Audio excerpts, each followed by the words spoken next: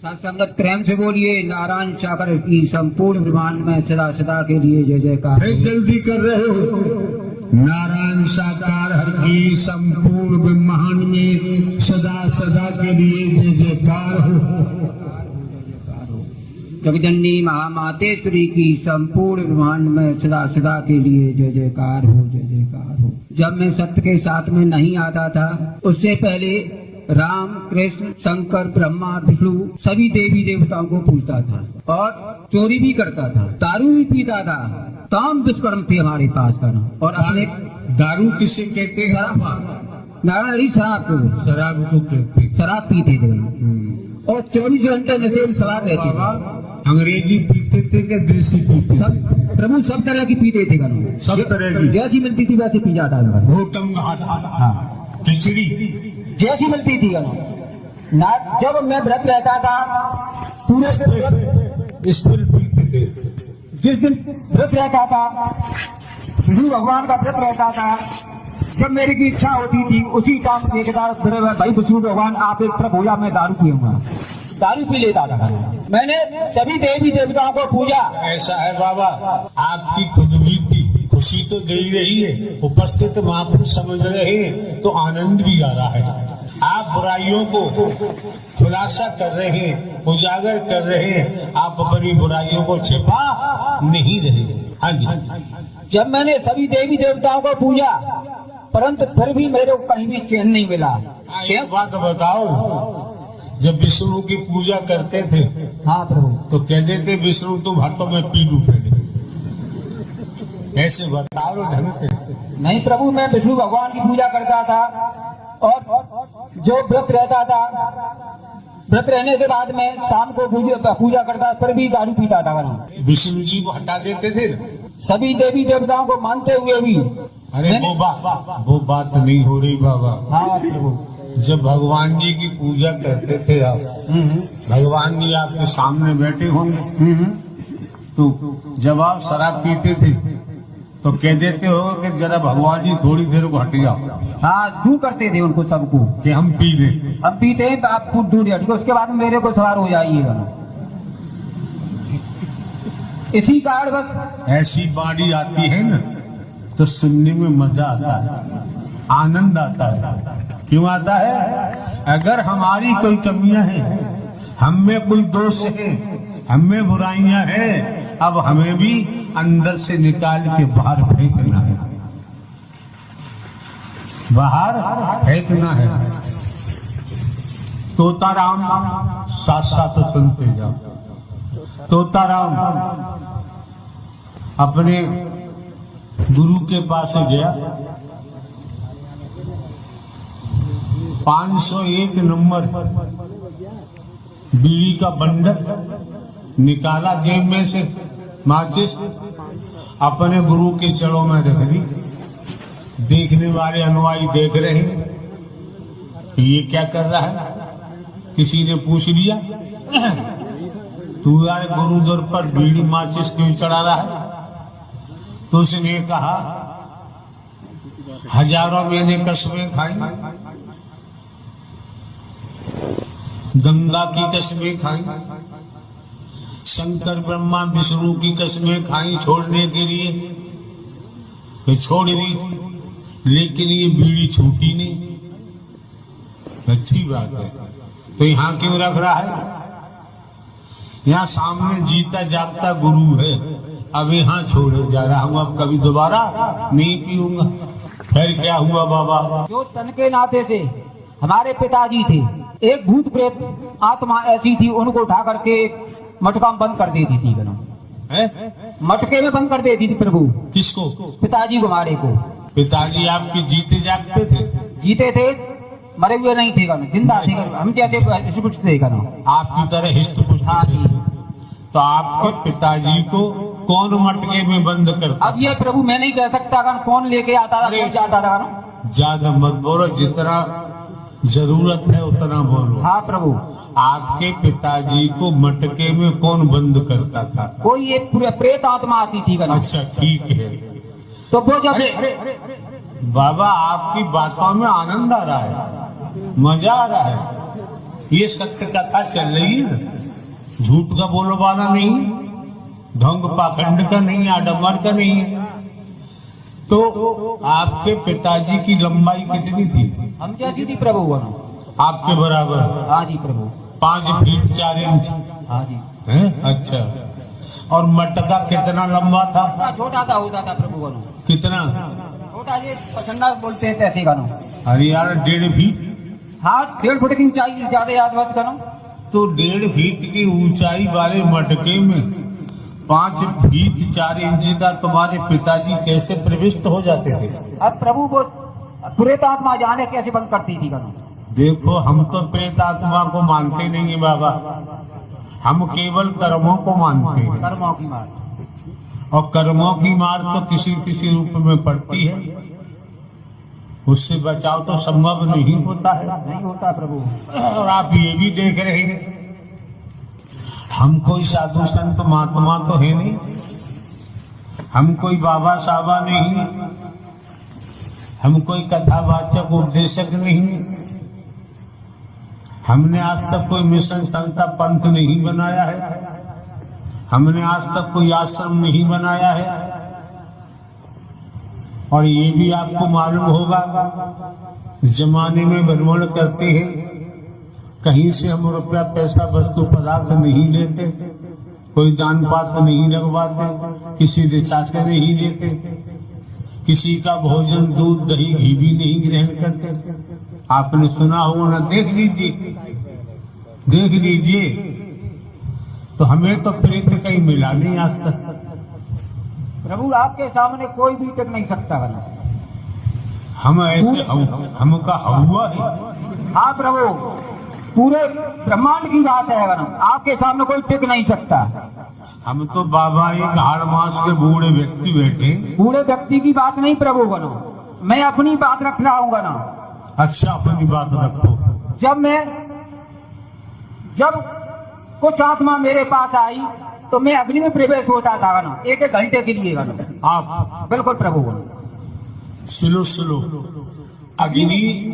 अग्नि लकड़ी से जलाते थे, पेट्रोल से, डीजल से, किससे? किसी भी प्रकार की अग्नि होती प्रभु प्रवेश हो जाता था मैं उसके अंदर बना। अच्छा, कपड़े पहने हुए प्रवेश? बिल्कुल प्रभु, हमारा कुछ नहीं बिगड़ता था बना। अरे बाबा हमें जरा जान लेने दो, आप इतनी जल्दी करोगे तो हमारे पल्ले कुछ नहीं पड़ेगा, हम भी कोशिश करेंगे। आपका कहना है अग्नि की लपटें निकल रही होती, बाबा उसी में सशरीर प्रवेश कर जाते। हम आप लोग तो एक साधारण व्यक्ति हैं, साधारण इंसान हैं, हम आप तो चकित रह जाएंगे, आश्चर्य करेंगे, अचंभा करेंगे। क्यों?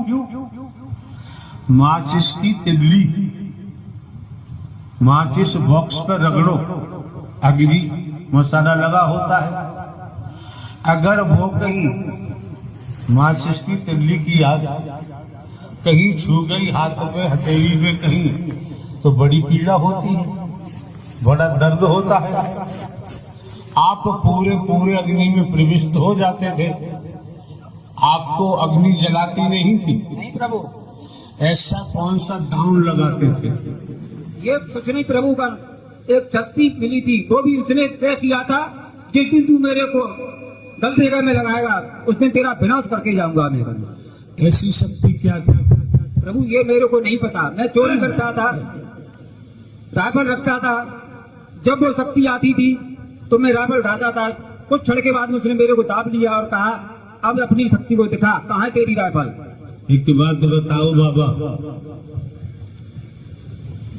वायु हवा बहती है, हमको भी भले ही हमारे कारा चौकीदार बन के काम करते हैं, हमने समझा ये वायु है, हवा, ये भी परमात्मा की शक्ति है ना? अरे हवा बहती है, ये भी परमात्मा हरि की शक्ति है ना? हाँ, ये वसुंधरा धरती, ये भी परमात्मा हरि की शक्ति है, शक्ति है। सूर्य से प्रकाश निकलता दिखाई दे रहा है, ये भी नारायण हरि परमात्मा की शक्ति है प्रभु, है ना। दूसरे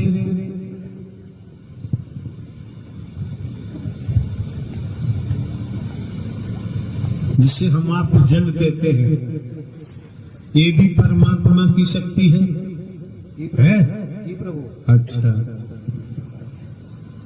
ये भैंसा घूमते रहते हैं, भैंस, ये कौन की शक्ति है? कर्मों की मार प्रभु, है कर्मों की मार। हाँ, बड़े पते की बात है, ठिकाने की बात है, समझना चाहिए हमें। क्यों? कोई शब्द अगर बच्चे के मुख से भी मिल जाए और वो लौकिक जगत से परे का शब्द है, तो हमें बच्चे के मुख से निकले हुए शब्द पर ग्रहण कर चिंतन मंथन करना चाहिए। अगर वो शब्द पल्ले पड़ गया है, वो पारलौकिक है, उसे हमने कर्म में ढाला, व्यवहार के रूप दिया, तो हमारे जीवन में अभूतपूर्व परिवर्तन हो सकता है। आप लोग इस मानव मंगल मिलन सद्भावना समागम में पहुंचे हैं, आप गंगा स्नान करने जाते हैं, मंदिर मस्जिद गुरुद्वारे जाते हैं, गिरजाघर जाते हैं, मिशन संस्था पंथ जाते हैं, सुनने के लिए जाते हैं, दर्शन करने के लिए जाते हैं। 20 वर्ष हो गए, सुनते रहे, दर्शन करते रहे, गंगा स्नान करते रहे, परिवर्तन तो आना चाहिए। अगर परिवर्तन नहीं तो मंदिर मस्जिद गुरुद्वारा गिरजाघर पर उंगली नहीं उठा सकते। दोष हमारा है, कपड़े हमारे गंदे हैं और इन कपड़ों को हम गंदे नाले के पानी में भिगोकर सर्फ साबुन लगाएंगे तो श्रीमान जी उसमें कास्टिक सोडा होता है, हाथ कट जाएंगे, कपड़े का धागा टूट जाएगा, फट जाएगा। गंदे नाले के जल में भिगोकर कितना ही सर्फ साबुन खर्च करो, कपड़ा साफ होने वाला ये अहम मुद्दा है, इसे समझिए।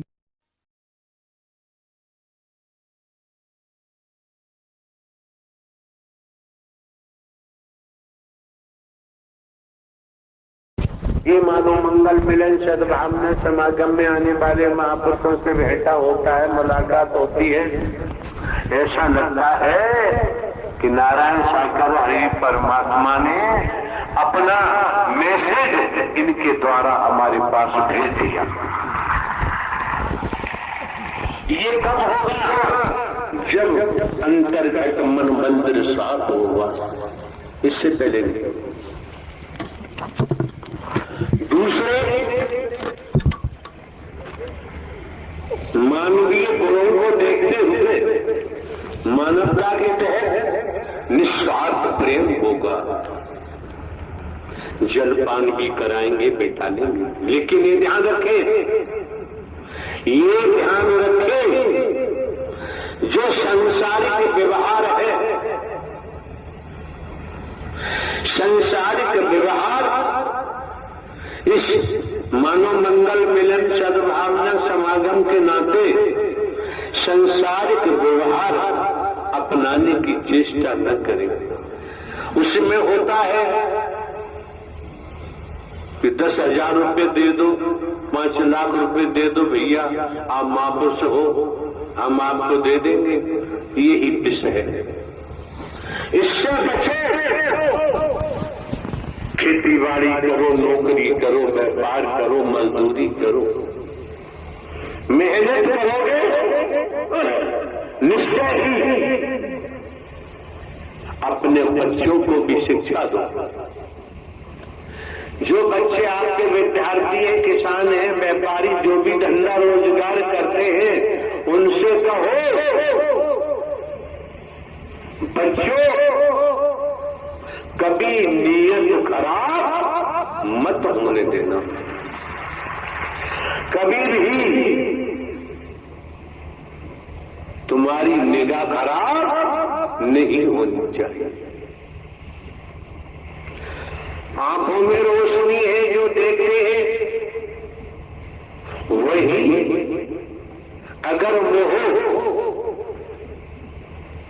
की बीमारी हमको प्रबल लगी हुई है तो सामने जो भी कृत्य हम करेंगे मोह से वशीभूत होकर के ही करेंगे। उसमें दुर्गंधी के अलावा और कुछ नहीं मिल सकता। ये कौन व्यक्ति है? परमात्मा।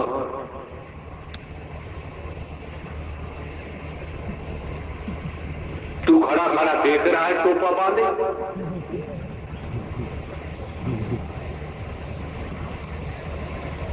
मनोमंगल मिलन सद्भावना समागम में किसी प्रकार की हलचल नहीं होनी चाहिए।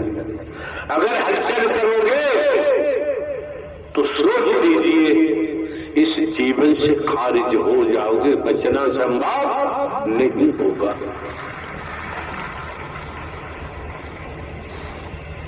क्यों? किसी सरकारी विभाग में नौकरी मिल जाती है, वहां के नियम कायदों को फॉलोअप करेंगे, उनके कायदों को मानेंगे, नौकरी बढ़िया चलती रहेगी। और वहां के नियमों को तोड़ेंगे तो पनिशमेंट मिलेगा, बेड एंट्री मिलेगी, सस्पेंड होंगे, बर्खास्त होंगे, जेल भी जा सकते हैं। जब आपको परब्रह्म परमात्मा ब्रह्मांड के रचयिता नारायण साकार हरि ने ही बुलाया है तो हरि परमात्मा के नियम का पालन करना नितांत आवश्यक है। आपके जीवन में क्या हुआ, कब तक यहाँ तक 10, 20, 40, 50, 100, 60, 70, 80, 90 साल में आ गए आप जाने। लेकिन अगर आपने नारायण साकार हरि परमात्मा के दर के नियम वचन का पालन कर लिया तो जन्म जन्मांतर की थकान दूर होकर और आप विश्रांति को प्राप्त हो सकते हैं। क्यों? हर कोई जानता है अगली सांस का किसी को भरोसा नहीं है। ये सेवादारों में देखा गया है, सुनने में आया है, विशेषकर चंदौसी जिला संभल और आगरा जनपद नोटबंदी की है, पार्टीबंदी की है, लूटमार की है। अरे यार, जब हमारे द्वारा आज तक कहीं झोपड़ी नहीं बनवाई गई, शरीर की जन्मभूमि से पेंशन लेने के बाद कितना लाख रुपया हमको मिला, हमने वहां लगा दिया। बाकी कुछ निर्माण हुआ होगा, वहां रहने वाले जाने, हमारा जाना आना तो हो नहीं पाता। क्यों? इसलिए नहीं हो पाता है, चारों तरफ फसलें खड़ी रहती हैं, नुकसान होगा, हम नुकसान नहीं चाहते। वर्ष 2013 से हरिधाम पर जाना हमारा नहीं हुआ। आपने कभी सोचा, आप अपने परिवार में रहते हैं, गांव में रहते हैं, समाज में रहते हैं, कॉलोनी में रहते हैं, अब हमारे पास तो कहीं ठिकाना नहीं है, लेकिन हम एक साधारण व्यक्ति बनकर ये मानव मंगल मिलन सद्भावना समागम का कार्य इस शरीर के द्वारा शरीर माय कह करते हैं, तो नारायण साकार हरि परमात्मा जो ब्रह्मांड के रचयिता हैं, उन्होंने संत महात्मा महापुरुषों के चरणों में हमें जगह दे दी है। अब हमें और किसी जगह की जरूरत नहीं। तो आपको ये भी जानकारी है, हमारा न कोई अब घर परिवार है, न कोई भैया भतीजा, न किसी से संबंध है, न रिश्तेदारी है, केवल ही अकेला है पूरे ब्रह्मांड में। अकेला ही आया है और अकेला ही जाएगा। लेकिन बात इतनी सी है, अकेला जाएगा कहाँ? अगर मार्ग नहीं देखा है, रास्ता नहीं देखा है, तो भटकेगा। इसलिए आपको इशारा किया जाता है कि मैं कौन हूं, मैं आया कहां से हूं, मेरा रूप क्या है, मेरा स्वरूप क्या है, मुझे क्या करना चाहिए, मैं कर क्या रहा हूं। ईश्वर अंश जीव अविनाशी स्पष्ट हो गया। कहीं भटकने की जरूरत ही नहीं रह जाती है और भटकाने वालों की कमी नहीं है। भटकाने वालों की कमी नहीं है। हमसे ही कोई पूछे, दुनिया में कोई पूछे, आपको हम बताते हैं ईमानदारी से, सत्य के साथ के बाबत।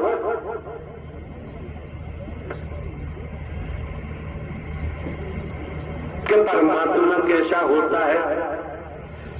शंकर जी, ब्रह्मा जी, विष्णु जी, राम जी, श्री कृष्ण जी, देवी दुर्गा, काल भैरव, काल कैसे होते हैं। तो हमारा खुलासा है, हमारा कहना होगा, जब से हमने होश संभाला है, हमने कृषि खेती की है, खेती के संबंध में आप हमसे क्वेश्चन कर सकते हैं, सवाल कर सकते हैं। परमात्मा के संबंध में सवाल करोगे तो भैया खेती का जवाब देंगे। हमने परमात्मा को देखा नहीं है और देखा नहीं है तो परमात्मा के संबंध में हम कुछ नहीं कह सकते। लेकिन नारायण साकार हरि परमात्मा को हमने देखा है, देख रहे हैं, देखते रहते हैं हर पल हर क्षण। तो आपके सामने जैसे नया पुराना छोड़ दीजिए, ये नाम जो आप सुन रहे हैं, नारायण साकार हरि परमात्मा का नाम बिकाऊ नहीं है। नारायण साकार हरि परमात्मा का नाम बर्बाद से जोड़ा नहीं जा सकता। ये नारायण साकार हरि का नाम हिंदू, मुस्लिम, सिख, ईसाई, ब्राह्मण, क्षत्रिय, वैश्य किसी से जोड़ा नहीं जा सकता। क्यों? संपूर्ण ब्रह्मांड में सनातन परमात्मा मानव धर्म सत्य था और रहेगा। लोगों के कहने पर भटकना नहीं चाहिए। आप भली बात जानते हैं, हमको भी खींचने वाले खींचना चाहते होंगे, लेकिन 2-3 विभागों में हम नौकरी सर्विस करके आई है। पुलिस विभाग में की है, 21 वर्ष जुडिशियरी न्यायालय, स्पेशल जज डकैती, स्पेशल जज नार्कोटिक, स्पेशल जज EC act, ACGM, court model के पद पर एक कार्य किया है। प्रमोशन हुआ, इंटेलिजेंस ब्यूरो गए। तो भारतीय संविधान कानून की भी हमें जानकारी है। जब ये जानकारी है तो आप समझ सकते हैं लगभग 35-40 साल का अंतराल हो चुका। जमाने में कोई बताए, हम किसी का भोजन भी नहीं लेते, या भली बात जानते। जब हम भोजन भी नहीं देते, कोई वस्तु पदार्थ नहीं देते, देने वालों की कमी नहीं, तो यार हमारा स्वार्थ क्या है। जो ग्वालियर से चलकर शाम को यहाँ राजा खेड़ा पहुंचे, क्या जरूरत है। लेकिन हम तो साधारण व्यक्ति बनकर आप संत जन, महात्मा जन, महापुरुषों की निःशुल्क आपके कमल रूपी चरणों की की सेवा करते हैं और इस सेवा से क्या मिलेगा क्या नहीं मिलेगा, ब्रह्मांड के रचयिता मिल गए और दिखाई दे रहे हैं। और क्या चाहिए, और क्या चाहिए जीवन में? ये परिवार है आपका, बेटा बेटी नाती पोता भाई बहन पति पत्नी, ये सब संस्कारों का खेल है। आज वो का है भक्त है, क्यों संस्कारों का खेल है? कर्म से ही दुर्भाग्य बनता है, कर्म से ही सौभाग्य बनता है। कौन सा कर्म है जो दुर्भाग्य बनाता है? कौन सा कर्म है जो सौभाग्य बनाता है? अतीत से वर्तमान, वर्तमान से भविष्य।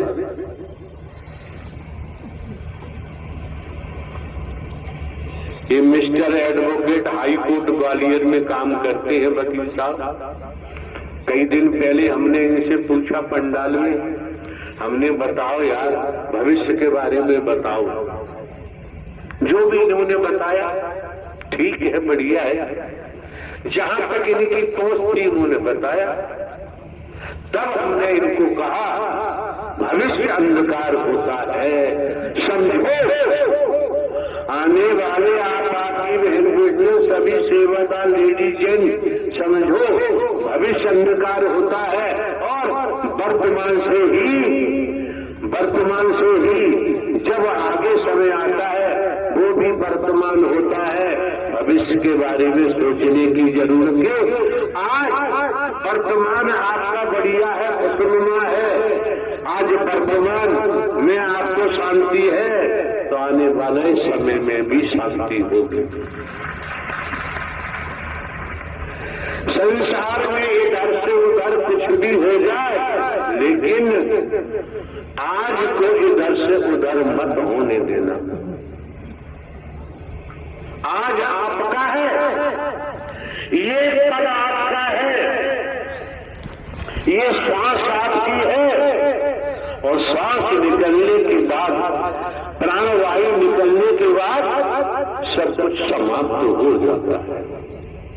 आप भली बात जानते हैं, सोते हैं, शयन क्रिया में जाते हैं तो पता ही नहीं है शरीर कहां पड़ा है, श्वासा चल रही होती है।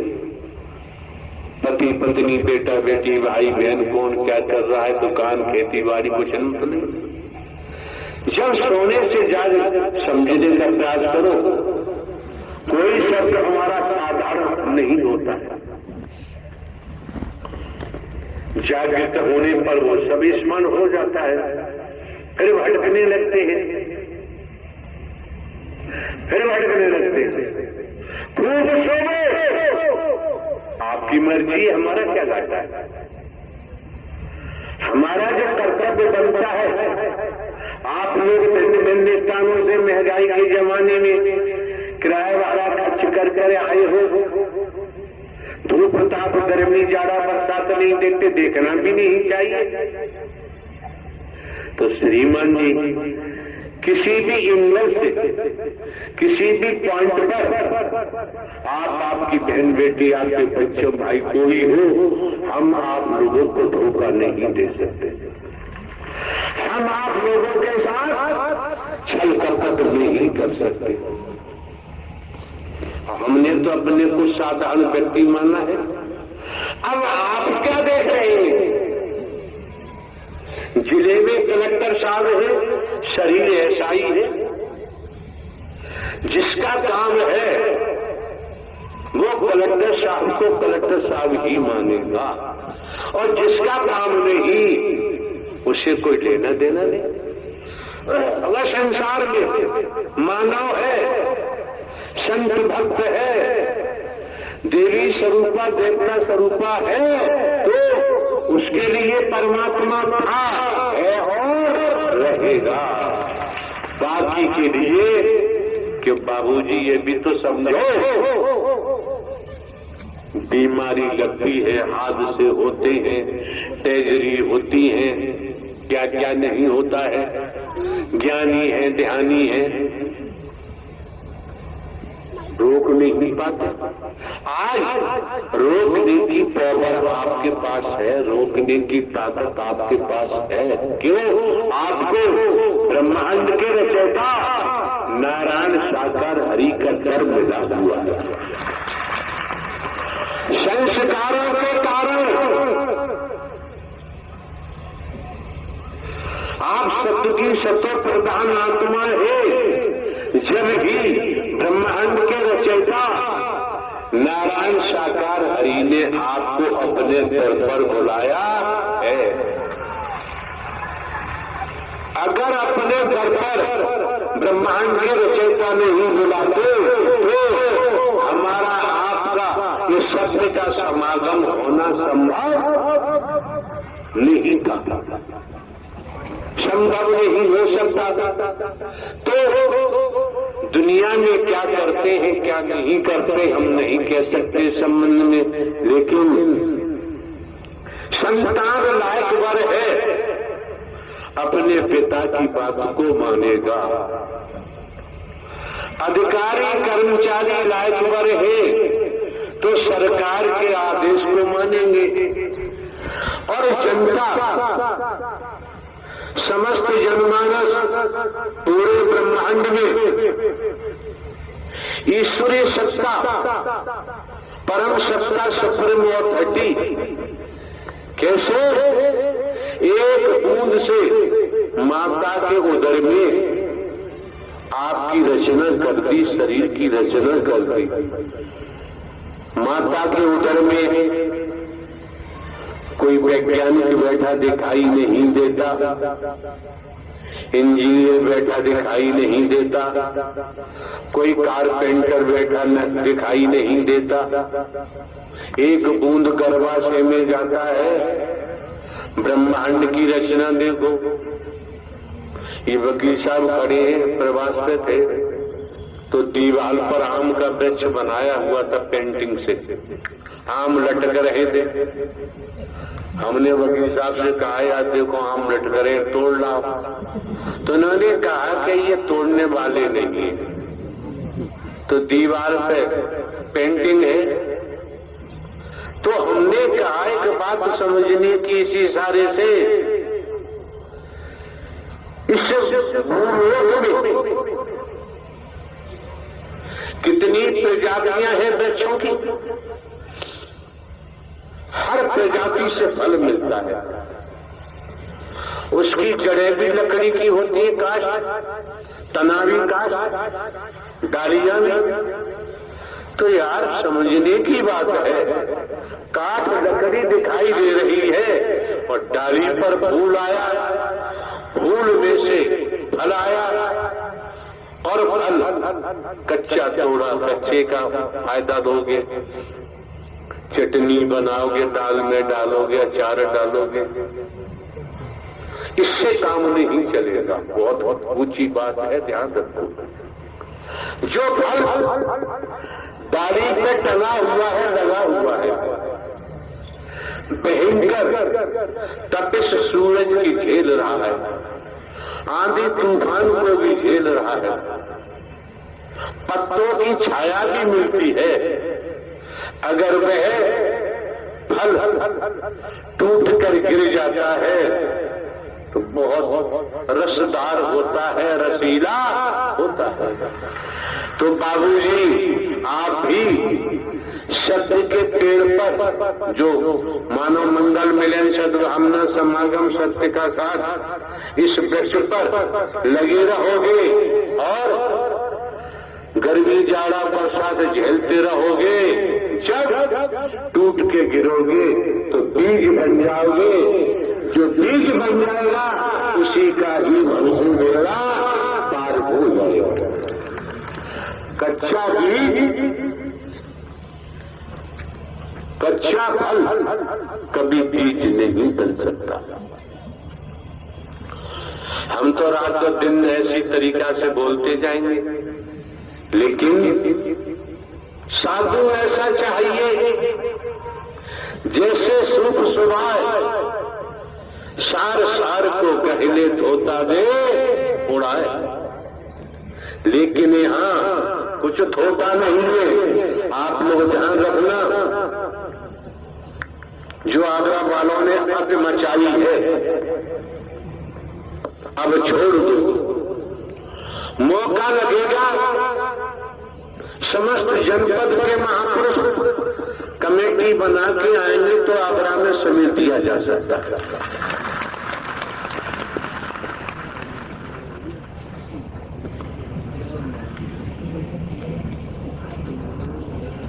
तो दिमाग में रखना चाहिए क्या हम स्वयं को एक साधारण व्यक्ति बता रहे हैं।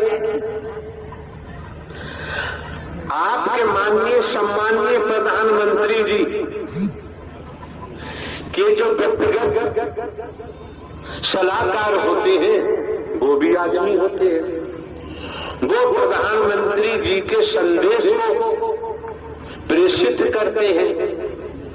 यार हम तो हरकारा चौकीदार कहते थे, आज हम साधारण व्यक्ति हैं। अटेंशन होकर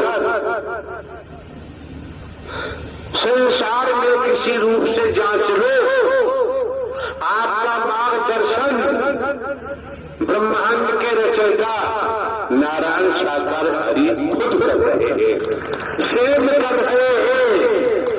कोई भिखारी नहीं कर रहा है, कोई लुटेरा बर्बादी नहीं कर रहा है, कोई भीख मांगने वाला नहीं कर रहा है, कोई चंदा करने वाला नहीं कर रहा है। इसलिए हरि के नाम से चंदा करने की जरूरत नहीं है। दुनिया में क्या हो रहा है दुनिया जाने, हम कभी किसी के लिए कुछ नहीं कहते, जरूरत ही नहीं है। जब हमारा आपका मार्गदर्शन ब्रह्मांड के रचयिता नारायण साकार हरि परम सदगुरु बनकर कर रहे हैं तो अब शेष क्या रह गया। जो मंजिल थी वो मंजिल ढोंग पाखंड आडंबर अंधविश्वास ढकोसला भेदभाव को दरदरनार हरि ने कर दिया और स्वयं विराजमान हो गए और आपका मार्गदर्शन करते हैं।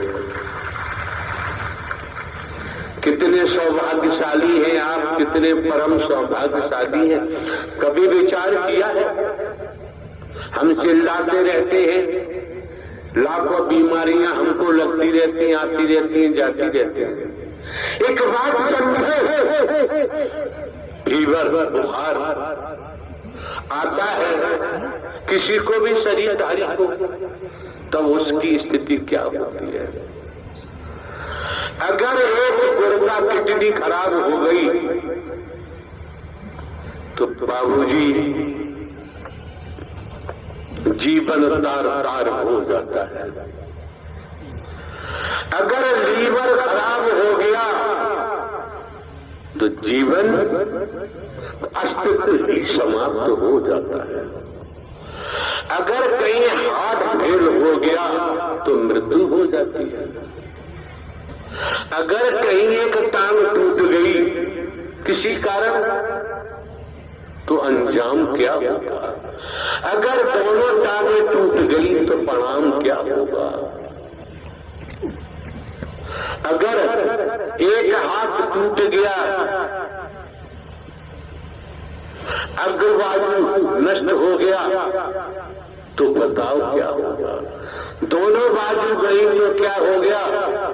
कुछ समय से हमारा जाना नहीं हुआ है। अधिकांश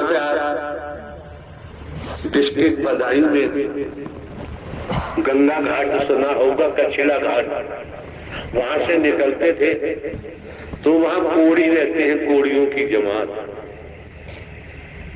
कोड़ क्यों पैदा हुआ? शरीर तो यही है, बदन से शरीर से कोड़ निकल रहा है। कोई उनका उपचार इलाज करने को तैयार नहीं। क्यों हुआ? आज समझ में आता है कर्म ने राजा हो जा रही, बली हो जा औलिया, संतरी हो जा मंत्री, अधिकारी हो जा कर्मचारी, कर्म ने किसी को छोड़ा नहीं। नियमानुसार मानवता के तहत संसारिक विधान का पालन करते हुए, विधाता के नियम कायदों का पालन करते हुए कर्म करेंगे तो सुखी हो जाओगे, धनवान हो जाओगे, पदवान हो जाओगे। और विधाता के विधान को तोड़कर, दुनियावी संविधान को तोड़कर करेंगे तो फिर दुखों में ही जाएंगे। एक बात और ध्यान रखें, अभी हमारे कच्चे में टेलीविजन लगा हुआ है, गाजियाबाद से हमने खरीदवाया था, तो कभी कभी शाम को खोल भी लेते हैं चैनल वगैरह, न्यूज वगैरह। तो आ रहा था भूमाफिया, लुटेरा, मर्डर करने वाला, मतलब जितने भी अपराध होते हैं, अपराधों का शहंशाह 42 साल तक मस्त होकर करता रहा। जिधर से निकलता था लोग अपने घरों में घुस जाते थे डर के मारे। अभी 4-6 दिन पहले उस शख्स पर जो न्यूज चैनल में आ रहा था 100 या 100 से अधिक अपराध पंजीकृत हैं भिन्न थानों में। एक अपराध में आजीवन कारावास, तो 40-45 वर्ष तक खूब अपराध किए।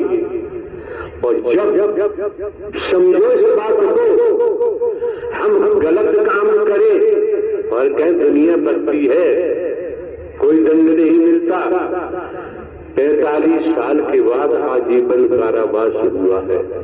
इससे पहले करता रहा। हमारा पूरा फोकस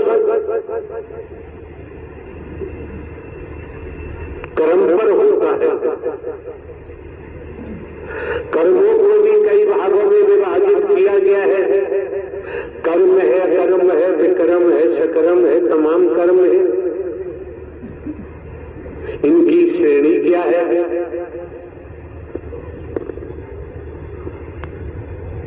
कर्मयोग है,